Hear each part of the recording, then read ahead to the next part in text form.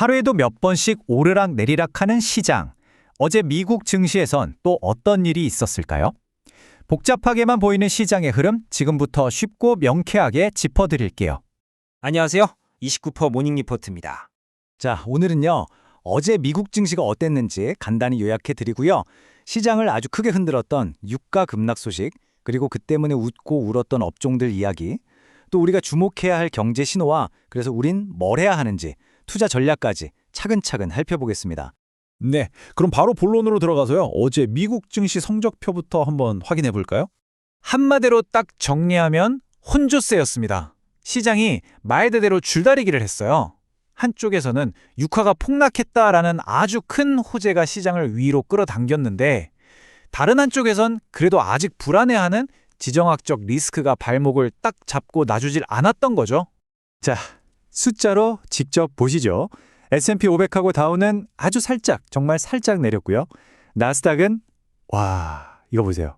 플러스 0.01%, 그야말로 턱걸이로 상승 마감했네요. 정말 팽팽한 힘겨루기였는데 대체 뭐가 시장을 이렇게까지 만들었을까요? 바로 이겁니다. 어제 시장의 주인공, 가장 큰 이슈를 딱 하나만 꼽으라면 단연 국제유가였어요. 이 숫자 보이시나요? 무려 마이너스 11.9%. 서부 텍사스산 원유, 우리가 WTI라고 부르는 그 유가가 하루 만에 폭락해서 배럴당 83달러 선까지 그냥 뚝 떨어져 버렸습니다. 이 정도 급락이면 시장 전체가 충격을 받을 수밖에 없죠. 도대체 무슨 일이 있었던 걸까요? 유가가 이렇게 갑자기 급락한 데에는 크게 세 가지 배경이 있었습니다. 첫 번째는 미국하고 이란 전쟁이 어쩌면 생각보다 빨리 끝날 수도 있겠다는 기대감이 확 커졌고요. 두 번째는 국제에너지기구가 너무 불안하면 우리가 비축해둔 기름 좀 풀 수 있어? 하는 신호를 보냈죠. 그리고 마지막으로 원유 수송의 핵심 통로인 호르무즈 해협을 미 해군이 지켜주기 시작했다는 소식이 전해지면서 공급 불안감이 확 가라앉은 겁니다. 자, 그런데요. 이 유가 급락이라는 엄청난 변수가 모든 업종에 똑같은 영향을 준 건 아니었습니다. 바로 이 지점에서 업종별로 표정이 극명하게 갈리기 시작했죠. 어떻게 됐는지 한번 보실까요? 이 부분이 정말 흥미로운데요. 유가가 내리면 어떻게 되죠? 네, 에너지 비용이 줄어드니까 기업들 부담이 덜해지고 그럼 경기가 살아날 수 있겠다. 이런 기대감에 반도체 주식들이 환호했습니다.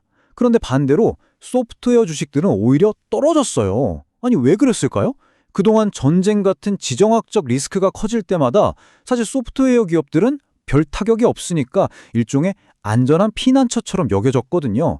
그런데 이제 그 리스크가 줄어들 것 같으니까 이제는 팔아도 되겠다 하는 차익 실현 매물이 쏟아져 나온 거죠.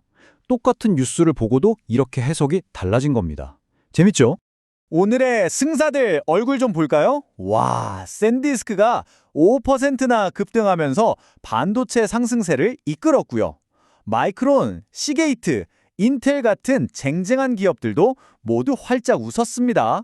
장 막판에는 우리에게 익숙한 엔비디아까지 상승 대열에 합류하는 모습이었네요. 반면에 소프트웨어 쪽은 분위기가 싸늘했습니다. 서비스나우와 인투이트가 4% 넘게 하락했고요. 전쟁 리스크가 줄어든다는 소식에 그동안 주목받았던 팔란티오도 3% 넘게 빠졌습니다. 심지어 덩치 큰 마이크로소프트마저 1% 넘게 하락하면서 지수 전체에 부담을 줬습니다. 자, 이렇게 시장이 온통 유가에 정신이 팔려있는 동안에도 우리가 놓쳐선 안 될 또 하나의 중요한 경제 신호가 있었습니다. 바로 주택시장에서 나온 이야기예요. 2월 기존주택 판매 실적이 발표됐는데요. 시장 예상을 깨고 전월보다 1.7% 증가했습니다.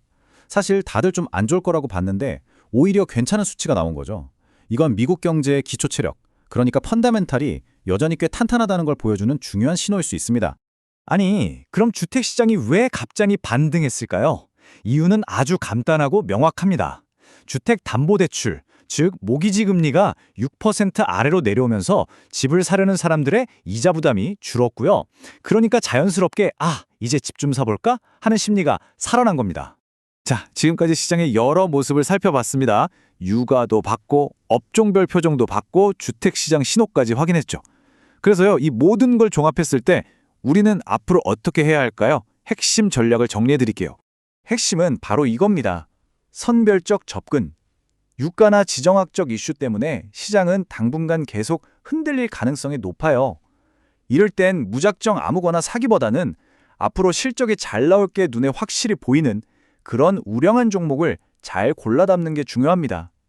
특히 어제 시장에서도 강한 모습을 보여준 반도체나 대형 기술주들이 좋은 선택지가 될 수 있겠죠. 오늘 시장의 여러 가지 신호들을 함께 읽어봤습니다.